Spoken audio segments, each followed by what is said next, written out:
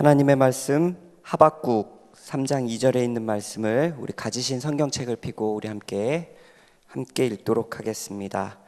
우리 구약 성경 하박국 3장 2절입니다.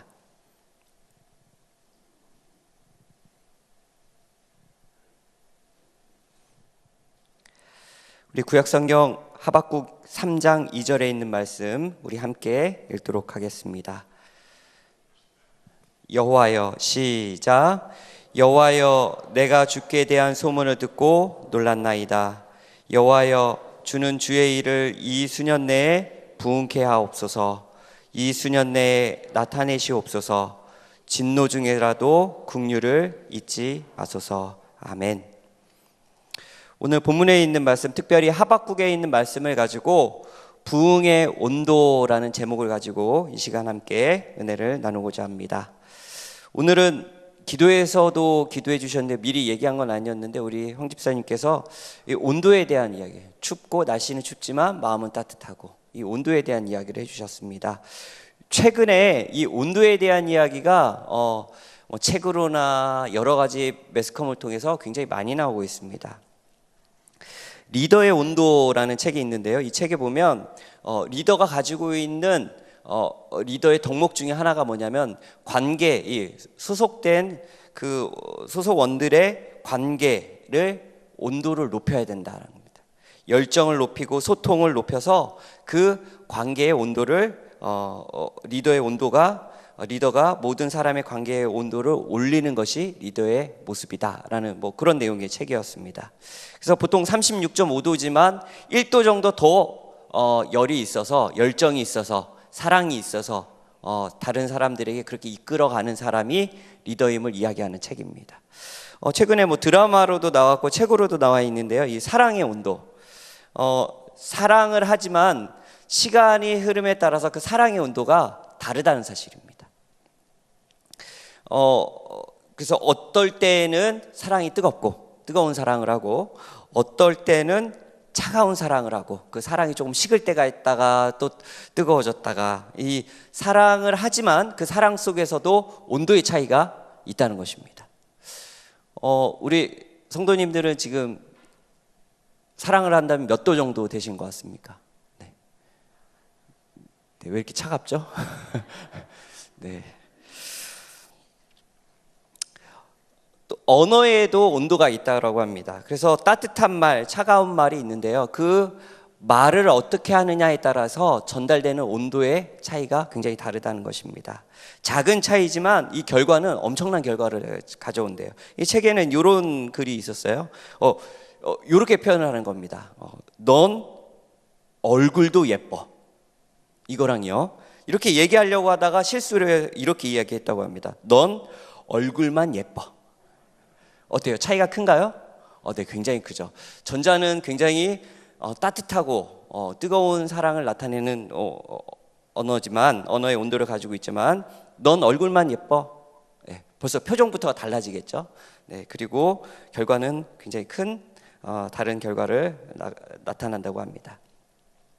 또 다른 온도가 있는데 감정에도 온도가 있다고 합니다. 그래서 사람이 감정이 뜨거운 감정을 가지고 있을 때는 그런 사람은 가만히 있지 못한대요. 그래서 감정의 온도가 높아지면 높아질수록 더 활동적인 사람이 된다고 합니다. 그런데 그에 반해서 감정의 온도가 차가운 사람은 가까이 오는 사람을 자꾸 밀어내는 역할을 하는 것이 그 사람의 감정의 온도라고 이야기합니다. 특별히 핀란드에서 실험을 했는데요. 행복할 때 감정을 갖고 있는 사람은요, 실제로 체온도 올라간대요. 그러나 슬프거나 우울한 일을 겪었을 때는 실제적으로도 체온이 내려간다고 합니다. 그래서 기분으로도요, 백화점에 가면 매출액을 높이기 위해서 어떻게 하냐면 사람들이 느끼는 체감보다 더 높은 온도를 유지를 한다고 해요. 그래야 더 사람들이 많이 구매를 하게 된다고 합니다. 그러면서 교회가 조금 쌀쌀하죠. 네. 우리 성도님들이 더 뜨거운 감정과 그런 뜨거운 온도를 보여주시기 바랍니다. 공간에도 온도가 있다고 합니다. 요 공간의 온도라는 책이 있더라고요. 보니까 사람마다 자기 자신에게 뜨거운 장소가 있고요, 차가운 장소가 있다고 합니다. 그래서 지난주에 교회를 갔었는지 안 갔었는지 기억이 잘 나시지 않는 우리 어르신들, 깜빡깜빡 하실 때 있잖아요. 이런 분들도 나의 살던 고향은 꽃피는 산골이라고 하면서 어렸을 때 뛰어놀던 그 언덕을 기억해요, 못해요? 기억하죠. 왜냐하면 그 나의 살던 고향은 어떤 곳이기 때문에요? 뜨거운 장소이기 때문에 기억한다고 하는 것입니다. 사람마다 내가 좋아하고 가면 편한 장소, 우리 여자분들 같은 경우는 친정이 그렇고 뜨거운 장소겠죠. 시댁은 차가운 장소. 네. 사람마다 이게 뜨거운 장소가 있고 차가운 장소가 있어요. 저에게 뜨거운 장소는 어디냐면 사슴의 동산입니다.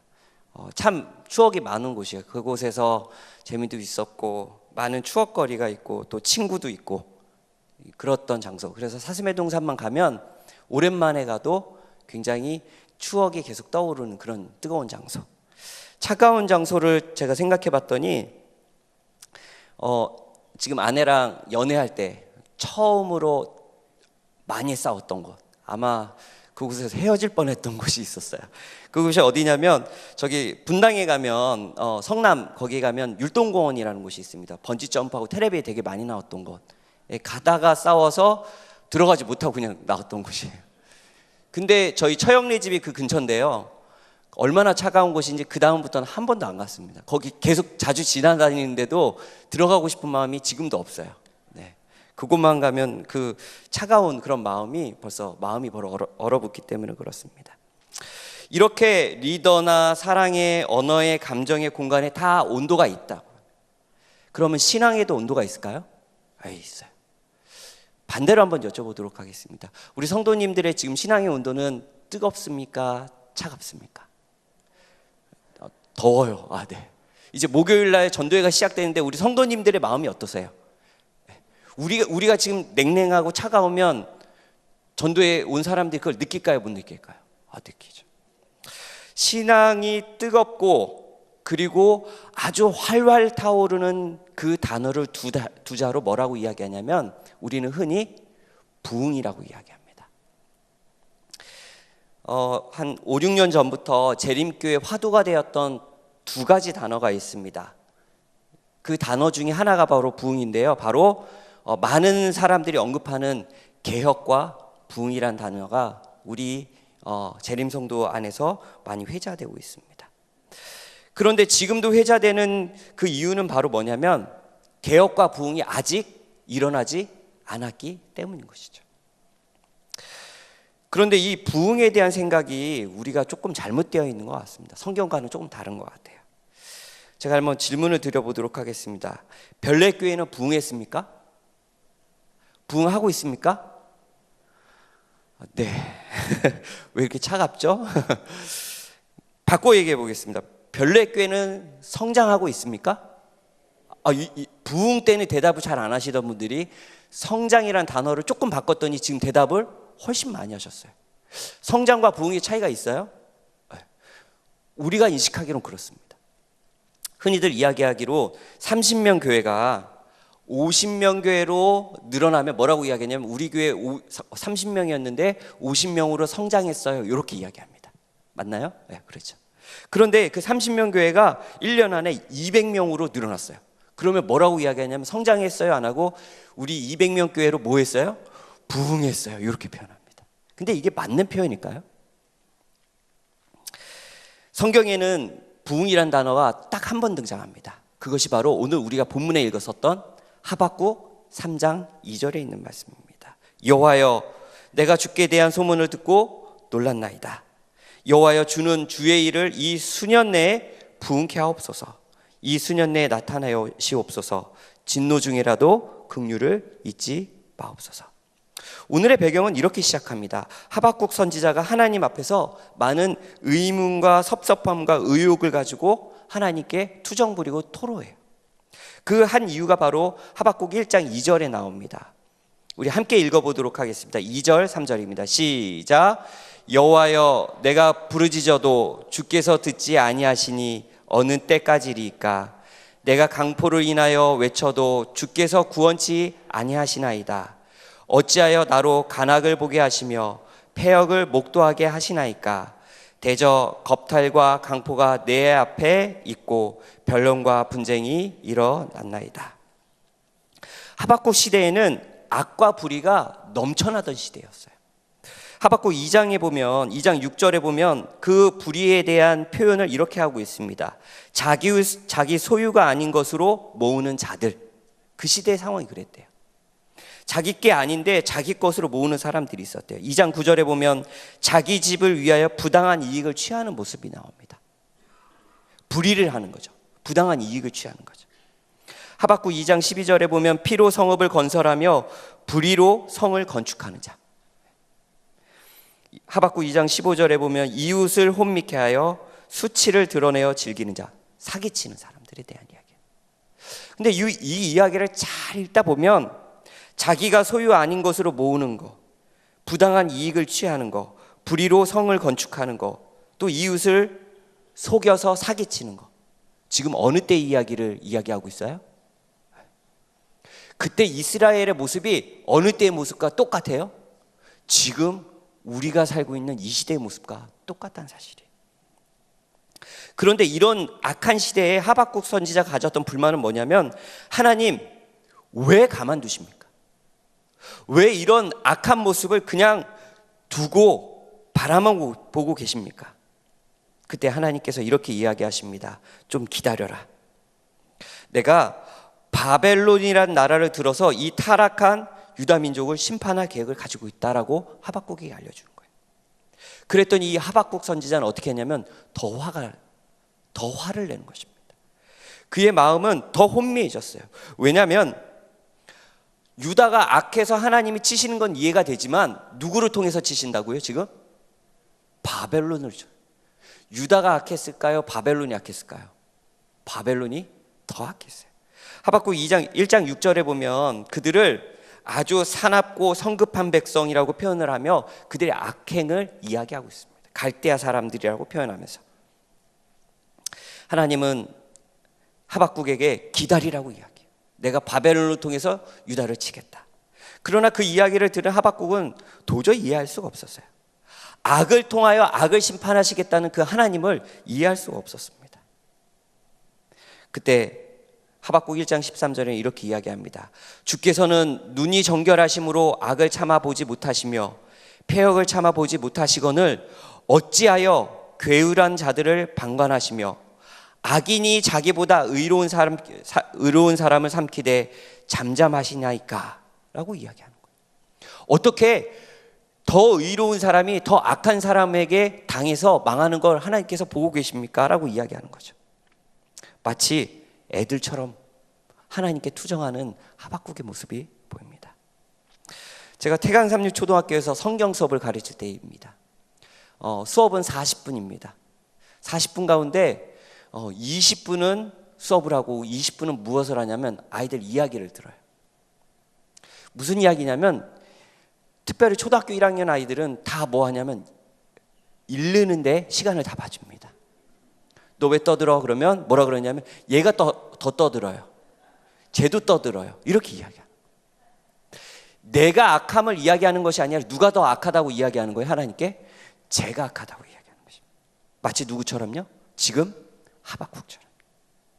그러나 하나님께서는 하나님의 계획이 있었어요. 그 계획은 하박국 2장 3절에 보면 이 묵시는 정한 때가 있나니 그 종말이 속히 이르겠고 결코 거짓되지 아니하리라.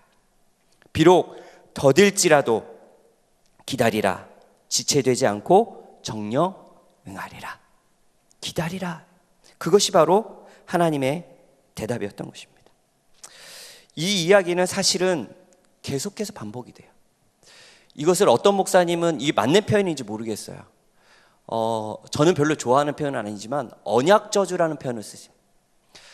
이스라엘 백성, 하나님의 백성들이 하나님의 원치 않는 길로 타락하고 다른 길로 걸어갔을 때 하나님께서는 누구를 사용하시냐면 이방 민족을 사용해요.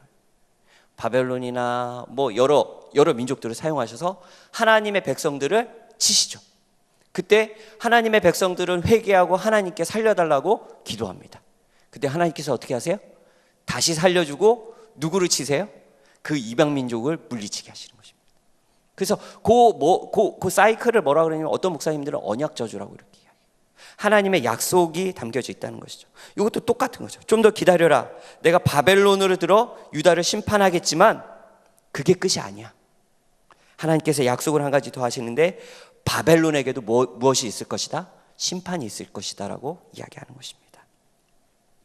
사실은 하박국 선지자의 섭섭한 마음, 그 이해가 안 되는 현실의 문제들을 가지고 하나님께 탄원하고 질문하지만 하나님을 의심하고 하나님께 섭섭함을 가졌지만 그는 하나님과 대화하고 하나님과 가까워지면서 하나님을 신뢰하게 되고 하나님의 말씀으로 믿음으로 하나님의 뜻에 순종하는 모습을 하박국의 이야기를 통해서 우리가 바라볼 수 있는 것입니다. 오늘 이 저녁 그 하박국이 경험했던 하나님을 믿고 신뢰하는 그 일이 오늘 우리의 삶 가운데도 일어나게 되기를 간절히 바랍니다. 그 부흥이 일어나는 두 가지의 사실이 있는데요. 하박국을 통해서 두 가지 정도 찾아보려고 합니다. 첫 번째는 부흥은 사는 것이라는 겁니다. 우리 읽었던 본문에 있는 말씀에 보면 여호와여 주는 주의 일을 이 수년 내에 부흥케 하옵소서라고 성경에 단 한 번밖에 나오는 부흥이라는 단어를 씁니다. 이 부흥이라는 단어는 카야라는 이 원어를 가지고 있는데요. 원래 의미는 생명이라는 의미를 가지고 있어요. 마치 아담에게 하나님께서 생기를 불어넣으셨을 때, 생명력이 없는 아담에게 생기를 불어넣으실 때 생명을 주시는 그 모습이 바로 부흥이라는 단어와 똑같은 단어를 사용했다는 거죠. 예수님께서 죽은 나사로를 부르셔서 그 나사로에게 죽었던 나사로를 살리시던 생명을 허락하셨던 그 예수님의 모습이 부흥이라는 단어와 똑같은 개념을 가지고 있다는 사실이에요. 야이로의 딸이 완전히 죽었다가 살아날 때 그 생명을 얻은 모습이 바로 뭐냐면 부흥이라는 것과 같은 컨셉을 가지고 있다는 것입니다. 부흥은요 거의 그냥 감기가 걸렸다가 나은 정도가 아니에요. 그냥 넘어졌다가 일어나는 정도가 아니라 완전히 죽을 수밖에 없는 상태에서 어떻게 하는 거예요? 살아나는 것이 바로 성경에서 이야기하고 있는 부흥이라는 사실이에요. 단순히 30명의 교회가 200명이 되는 것이 부흥이 아니라는 사실이죠. 죽어야 될 상황에서 사는 것, 이게 부흥이라는 사실이에요. 사랑하는 성도 여러분, 우리는 부흥하고 있나요? 우리 개인은 부흥을 경험하셨습니까? 우리 개인이 살아나는 것이 바로 성경은 부흥이라고 이야기하는 것이에요. 제가 얼마 전에 김군준 목사님과 함께 오랜 시간 차를 탈 일이 있었어요. 근데 목사님 옆에서 아주 오래전 저에게는 호랑이 담배 피던 시절의 이야기를 해주셨어요. 목사님 14살 때 북한에서 있었던 일입니다. 목사님이 14살 때 군대를 안 가셔서 어떻게 14살짜리가 군대를 안 가서 어떻게 했냐면 감옥에 들어갔대요. 근데 그 감옥이 아주 조그만 칸에 얼마나 많은 사람이 그 방 안에 잡혀 있는지 누워 있으면 잘 수가 없대요. 그래서 누워 있으면 그 사람 위에 사람이 눕는데요. 그리고 햇볕도 안 들어오는 그곳이 몇 시인지도 알 수 없는데 시간을 알 수 있는 딱 한 가지 방법이 있는데 그건 바로 뭐냐면 12시가 되면 한 명씩 데려나간대요. 그리고 12시부터 새벽 4시까지 뭘 하냐면 고문을 한대요. 그 목사님도 끌려가서 고문을 당하고 들어오고 자다가 깨우면 12시래요. 그래서 밤에 잠을 안 재고 고문하는 것이 그들의 방법이었대요. 이제 거기 있는 사람들이 거의 다 죽어가서 뭐 거의 죽기 직전에 사람들만 거기에 누워 있더래요. 근데 사람 위에 사람이 누워도 움직일 수가 없대요. 힘이 없어서. 거의 이제 죽음의 임박을 느끼는 그 찰나에 어느 날 이제 고문을 받고 와서 거의 기절해 있는데 갑자기 문이 탁 열리더니 어떤 얼굴 하얀 사람이 김군준 나와 그러더래요. 그래서 문 밖에 겨우 나갔더니 어디를 데리고 가는데 문을 열고 문을 한 3-4번 열고 딱 나가더니 집에 가라고 그러는 거예요. 그래서 목사님이 집에 와서 몇 날 며칠 누워 계셨대요. 죽다가 이제 원기를 회복하고 살아서 동네에 나가 보니까 알아보니 목사님이 풀려난 그 다음 날 거기 교도소에 있던 모든 사람들이 다 처형당했다고 그렇게 이야기를 들었대요. 그러면서 한 번도 보지 못했던 그 얼굴 하얀 사람이 누구라는 사실을, 하나님이 보내신 천사라는 사실을 확신하게 되었다. 내가 그러면서 평생 목회하면서 내 목숨이 내 것이 아니라 하나님이 허락하신 목숨처럼 내가 목회를 했노라고 저에게 아주 어린 후배 목사에게 그런 경험담을 이야기해 주셨어요. 이게 바로 뭐냐면요, 부흥이에요. 죽을 뻔하다 뭐 한 거예요? 살아난 거. 많은 사람들이 잘못 알고 있죠. 부흥을요, 교회가 하는 것이 부흥이라고 잘못 알고 있어요. 우리나라가 하는 것이 부흥이라고 잘못 알고 있어요. 그런데 여러분 기억하세요. 부흥은요, 누가 하는 거예요? 내가 하는 거예요. 내가. 이 살아난다라는 단어가 어디에 나오는지 제가 몇 가지 찾아봤는데, 이 똑같은 원어로 쓰인 단어가 열왕기상 17장에 나오더라고요. 이 엘리야가 그 사르밧 과부의 아들을 뭐 할 때? 살릴 때. 17장 22절입니다. 여호와께서 엘리야의 소리를 들으심으로 그 아이의 혼이 몸으로 돌아오고 뭐한지라? 살아난지라. 이게 뭐라고요? 부흥이라고. 똑같은 단어가 이렇게 썼대요. 이스라엘 백성들이 아모스 5장 4절에 보면 이스라엘 족속들이 하나님을 찾아서 하나님과 관계가 회복돼서 다시 살아날리라, 그리하면 살리라 할 때 그것이 부흥이라는 단어가 똑같이 써. 하박국 2장 4절에 보면 보라 그의 마음은 교만하여 그의 속에 정직하지 못하니라, 그러나 의인은 그 믿음으로 말미암아 살리라. 그때 그 살리라가 뭐냐면 바로 뭐냐면 부흥이란 단어와 똑같은 단어는 사실이에요. 정리해드리면 성교봉사 42페이지에 보면 리뷰 헤럴드에 썼던 그 화이트부인의 글을 그대로 표현하고 있는데 이렇게 표현하고 있습니다. 우리가 그렇게 원하던, 그렇게 언급하고 있던 그 우리 화두되고 있는 부흥과 개혁에 대해서 화이트부인은 명확하게 이렇게 정의를 내리고 있어요. 부흥과 개혁은 성령의 도움 아래서 일어나야 한다. 부흥과 개혁은 서로 다른 것이다. 부흥이랑요 개혁은 다른 거래요. 그러면서 이렇게 이야기합니다. 부흥은 영적 생애를 재생시키고 마음과 정신력을 소생시키며 영적 죽음에서의 부활을 뜻하며, 개혁은 재조직 그리고 사상, 이론, 습관, 행동의 변화를 뜻한다. 무슨 얘기냐면요, 개혁은 조직의 변화를 이야기하는 거예요.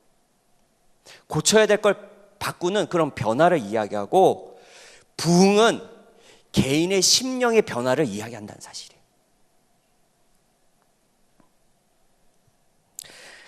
성경에도 나타났듯이 하나님과의 단절된 그 관계로 개인이 죽어가는 것, 그때 다시 한번 하나님을 만나고 살아나는 것을 성경 뭐라고 이야기하냐면 부흥이라고 이야기합니다. 사랑하는 우리 별력교 성도 여러분, 이 교회가 부흥하길 원하십니까? 그러면 우리 스스로가 먼저 부흥케 되는 그런 경험을 하는 우리 모두가 되기를 간절히 바랍니다. 저를 한번 따라해 볼까요? 나부터 부흥하자. 우리 교회가 부흥하는 게 아니에요, 여러분. 여러분이 부흥하면 우리 교회가 부흥한 겁니다. 우리 나라가 부흥하는 게 아니에요. 우리 나라의 그리스도인 재림 성도들이 부흥하면, 개인의 심령이 부흥하면 그것이 곧 우리나라의 부흥이 된다는 사실이에요. 우리 하나님의 말씀으로 개인의 심령마다 부흥이 일어나고 다시 새 생명을 얻는 일들이 이 교회 안에 일어나게 되기를 간절히 소망합니다. 두 번째는 부흥은 하나님이 하시는 겁니다. 여호와여 내가 주께 대한 소문을 듣고 놀랐나이다. 여호와여 주는 주의 일을 이 수년 내에 부흥케 하옵소서. 주의 일이라는 표현을 쓰고 있어요. 이것이 우리의 일이 아니라, 부흥이라는 것은 우리의 일이 아니라 하나님의, 주의 일이라는 표현을 쓰고 있다는 것입니다. 여기서 말하는 주의 일이라는 것은 바로 뭐냐면 하박국 1장 5절에 나와 있는 것입니다. 여호와께서 가라사대 너희는 열국을 보고 또 보고 놀라라고 또 놀랄지어다. 너희 생전에 내가 한 일을 행할 것이라. 혹이 너희에게 고할지라도 너희가 믿지 아니하리라. 이 이야기는 뭐냐면요, 주의 일이라는 것은 바벨론을 통해서 누구를 멸망시키는 거예요? 누구를 핍박하는 거예요? 이스라엘, 유다 민족을 핍박하는 것이죠. 그런데 놀랄만한 게 처음에는 이 하박국은 그런 하나님을 이해하지 못했어요. 그런데 하나님을 이해한 그 부흥을 깨달은 그 다음에는 어떻게 해야 하냐면 하나님께 그 일을 하라고, 하게 해달라고, 일어나게 해달라고 하나님께 오히려 기도하는 것입니다. 본인에게는 기쁜 일이 아니지만, 힘든 일고 어려운 일이지만 그것이 하나님 일이라면 행해지도록 하나님께 기도하는 것이었어요. 사랑하는 성도 여러분, 주님의 일이라면 그것이 어려운 일일지라도 행해지도록 우리가 믿음으로 기도할 수 있는 우리 별내교회 성도님들이 되시기를 간절히 바랍니다. 왜냐하면 부흥은 누가 하기 때문이에요?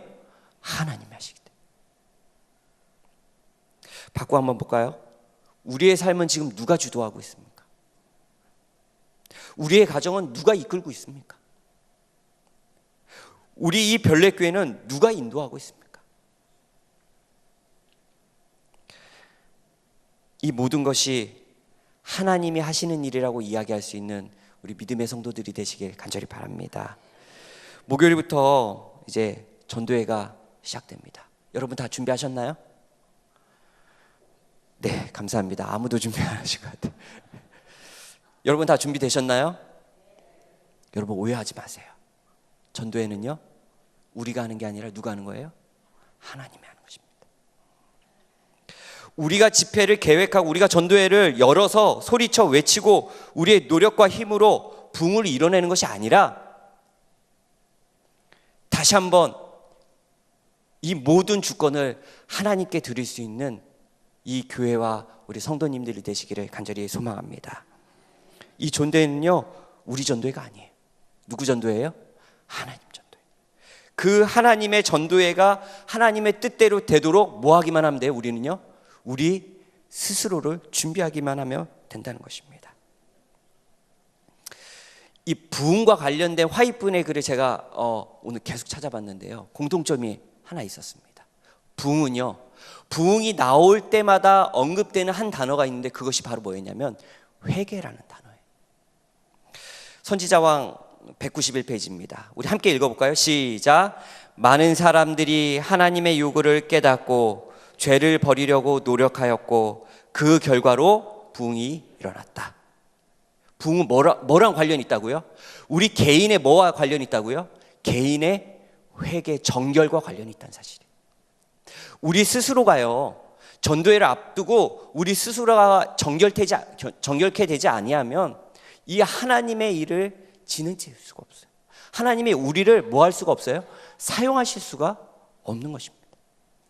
부저 선지자 590페이지는 이렇게 이야기합니다. 오늘날도 고대 이스라엘이 경험한 것과 같은 참 마음에서 우러나오는 신앙의 부흥이 필요하다. 우리 노란색 그 다음에 읽어볼까요? 시작. 회개는 하나님께로 돌아가려고 하는 자들이 모두 내디뎌야 할 첫 계단이다. 부흥이 나오는 화이트분의 언급마다 같이 나온 한 단어가 있는데 뭐냐면 개인들의 무엇을 촉구하냐면 회개를 촉구하는 것입니다.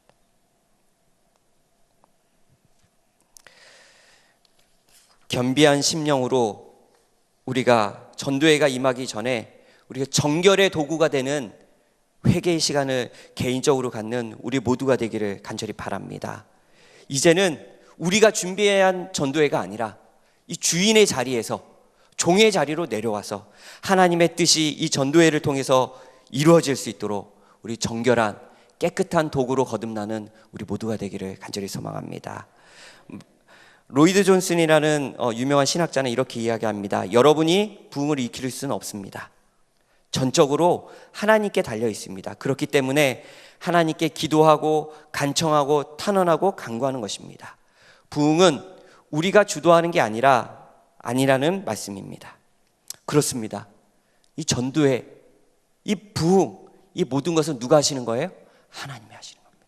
저를 한번 따라해 볼까요? 부흥은 하나님이 하신다. 정말 그렇습니다. 부흥은요, 우리가 계획하는 게 아니에요. 부흥은 우리가 외치는 거 아닙니다. 하나님이 하시는 거예요. 마가복음 14장에 보면 이 무리를 걷는 베드로의 이야기가 나와요. 근데 이 아이들에게 이 이야기라면요, 포인트가 어디 있는 줄 아세요? 아이들은 어느 부분을 제일 좋아하는 줄 아세요? 걷는 걸 좋아해요. 물 위를. 예수님이 말씀하셨을 때 걸었어, 이렇게 베드로가 걸었어의 포인트가 있어요. 근데 사실은요, 이 성경을 잘 묵상해 보시면 이 이야기의 포인트는 물 위를 걸었다는 데 있어요. 마태복음 14장 33절입니다. 우리 함께 읽어볼까요? 시작. 배에 있는 사람들이 예수께 절하며 이르되 진실로 하나님의 아들이로소이다 하더라. 아멘. 이 이야기의 하이라이트는요, 물 위를 걷는 게 아니라 그들이 그 모습을 보고 예수님에 대해서 뭐라고 고백하는 거예요? 하나님의 아들이라고 고백하는 것이 이 이야기의 핵심이었던 사실이에요. 사랑하는 성도 여러분, 우리 삶의 주인이, 우리 교회의 주인이 우리 하나님이 되시기를 간절히 소망합니다. 이 하박국은 이렇게 하나님과의 대화를 마치고 세상을 바라보게 되었어요. 우리도 아마 그럴 거예요. 이렇게 와, 부흥해야지. 우리 개인이 회개하고 부흥하고 이번 전도에 정말 뜨거운 교회가 한번 돼봐야지. 이렇게 하고 교회 밖을 나가시지만 또 세상을 바라보면 세상은 변해 있어요, 안 변해 있어요? 안 변해 있어요. 우리 가정은 변해 있어요, 안 변해 있어요? 안 변해 있어요. 나는 변해 있어요, 안 변해 있어요? 잘 안 변해 있어요. 그런데 하박국은 달라진 것이 하나도 없었지만 그는 더 이상 차가운 사람이 아니었어요. 그의 신앙은 뜨거웠습니다. 하박국 2장 13절 3절에는 이렇게 얘기합니다. 이 묵시는 정한 때가 있나니 그 종말이 속히 이르겠고 결코 거짓되지 아니하리라. 비록 더딜지라도 기다리라. 지체되지 않고 정령 응하리라. 그 일 가운데 걱정하지 마. 조금 늦는 것 같지만 내가 행할 거야. 그리고 하나님과 큰 깊은 대화 가운데 그는 큰 깨달음을 얻게 되죠. 그리고 그는 환경은 변하지 않았지만 그의 생각이 바뀌었어요. 그의 신앙의 온도가 바뀌게 되었어요. 그리고 하나님에 대한 기대감을 갖게 됩니다. 그러면서 환경은 하나도 바뀌지 않았지만, 상황은 하나도 바뀌지 않았지만 그는 이렇게 고백을 해요. 14절입니다. 우리 노란색인데 한번 읽어볼까요? 시작. 대저 물이 바다를 덮음같이 여호와의 영광을 인정하는 것이 세상에 가득하리라. 아멘. 예배가 마치면 이 고백이 우리의 고백이 되기를 간절히 바랍니다.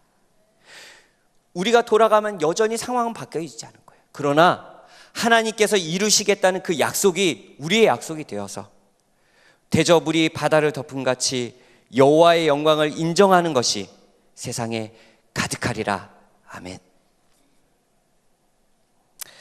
참미 485장에 보면 사망의 샘이 넘쳐내리라. 요 찬양 여러분 아시죠? 저희 집에 요 찬양을 부른 다음에 사막에 샘이 넘쳐 흐르리라. 사막에 꽃이 피어 향기 나리라. 주님이 다스리는 그의 나라가 되면은 사막이 꽃동산되리. 사자들이 어린 양과 뛰놀고 어린이들 함께 뒹구는 참 사랑과 기쁨의 그 나라가 이제 속해 오리라. 그 2절에 보면 뭐도 나오냐면 독사들이 우리가 만지고 막 이런. 제가 요 찬양을 그날 부르고 예배가 끝난 다음에 제 아들을 앉혀놓고 얘기를 했어요. 하늘에 가면 사자를 우리가 타고 다닐 거야. 그리고 독사리에 있는 굴에 우리가 손을 넣고 독사들을 막 만지고 놀 거야. 독사들 가지고 막 줄넘기도 할 수 있어. 막 이렇게 이야기했어요. 우리 하늘 빨리 가고 싶지 않아? 그땐 제 아들이 뭐라고 얘기하냐면 가기 싫대요. 그래도 무섭대요. 그래도 뱀이 물 것 같대요. 아직 뭘 몰라서 그래요? 하나님을 몰라서. 하나님을 모르면요, 뭘 기대하지 않아요? 저 하늘나라를 기대할 수가 없어요. 내 신앙이 뜨거워지고 내가 부응하지 않으면 나 스스로도 뭘 바라보지 않아요? 저 하늘나라를 바라보지 않는다는 거예요. 그 사막에 샘이 넘치는 그 꽃동산된 사자를 타고 그 뱀굴에 손을 넣는 그곳을 기대하지도 않는다는 사실이에요. 지난 3일 동안 그곳을 기대하셨습니까? 여러분의 신앙은 어떠셨어요? 내 신앙이 뜨겁다 못해 부응하셨습니까? 오늘 하박국의 이야기를 통해서 다시 한번 우리의 신앙이 뜨거워지고 그 부응된 신앙을 통해 그 뜨거움을 우리 전도회를 통해 다른 사람에게 전할 수 있는 우리 모두가 되시기를 간절히 바랍니다. 오늘의 이야기는 이렇게 마칩니다. 비록 무화과 나무가 무성치 못하며 포도나무에 열매가 없으며 감람나무에 소출이 없으며 밭에 식물이 없으며 우리의 양이 없으며 외양간에 소가 없을지라도 나는 여호와를 인하여 즐거워하며 나의 구원의 하나님을 인하여 기뻐하리로다. 아멘. 그의 신앙이, 하박국의 신앙이 하나님께 토로하던 신앙에서 뭘로 바뀌었어요? 의지하고 하나님의 인도를 따라가는 그 뜨거운 신앙으로 바뀌게 되었다는 사실이에요. 나는 여호와를 인하여 즐거워하며 나의 구원의 하나님을 인하여 기뻐하리로다. 아멘. 오늘 이 하박국의 고백이 오늘 우리의 고백이 되기를 간절히 바랍니다. 무화과 나무의 농사는 여전히 엉망이고요, 감람나무에는 여전히 소출이 없고 우리의 삶에는 여전히 암담한 상황이 우리의 상황 가운데 있을지라도, 그렇게 절망적인 상황일지라도 우리의 신앙은 뜨거워 우리의 하나님으로 인하여, 하나님이 주신 구원으로 인하여 즐거워하며 하나님께 영광을 돌릴 수 있는 우리 모두가 되기를 간절히 바랍니다. 이제 목요일부터 전도회가 시작돼요. 내가 기쁘지 않으면 사람을 초대할 수 있을까요? 절대 그렇지 않습니다. 특별히 이 전도회는 누가 하시는 전도회예요? 하나님 계획하시는, 하나님이 인도하시는 전도회입니다. 우리는 하나님의 도구가 되기면 되는 거예요. 지난 안식일 우리 어린이들이 하는 뮤지컬이 있었어요. 우리 담임 목사님도 가시고 우리 여러 교인분들이 가셨는데요, 예하단 공연이었는데 다윗이라는 이야기였습니다. 근데 이 다윗에 나오는 요 다윗이라는 친구가요, 우리 화정교회에 있는 목사님이에요. 저보다 아주 친한 후배 목사인데요, 요 다윗 한 그 일요일날 저랑 통화를 하게 되었어요. 근데 제가 요걸 보면서 한 가지 아쉬웠던 사실이 하나 있었습니다. 그러면서 요 목사님한테 요번 다윗 공연은 실패작이다 이렇게 이야기했어요. 그러면서 이야기했더니 왜 실패했냐고, 너무나 좋았는데 그렇게 이야기하더라고요. 왜 실패냐면 공연이 끝난 다음에 사람들이 다 누구 이야기만 하냐면 골리앗 이야기만 하는 거예요. 영광은 누가 받아야 되는데요? 하나님이 받아야 되는데, 이 뮤지컬이 끝나고 나니까 다 입에 누구만 화자가 되냐면 하나님만 남는 것이 아니라 뭐만 남아요? 다윗도 아니에요. 뭐만 남아요? 골리앗만 남았어요. 그러면서 제가 이 골리앗에게 얘기했습니다. 너는 사단이다. 하나님이 영광 받아야 될 자리에 네가 앉아있다. 되게 섭섭해하더라고요. 사랑하는 성도 여러분, 전도회가 마칠 때 오로지 하나님만 영광 받는 그런 전도회가 될 수 있도록 우리 마음을 아파요 기도해 주시길 부탁드리겠습니다.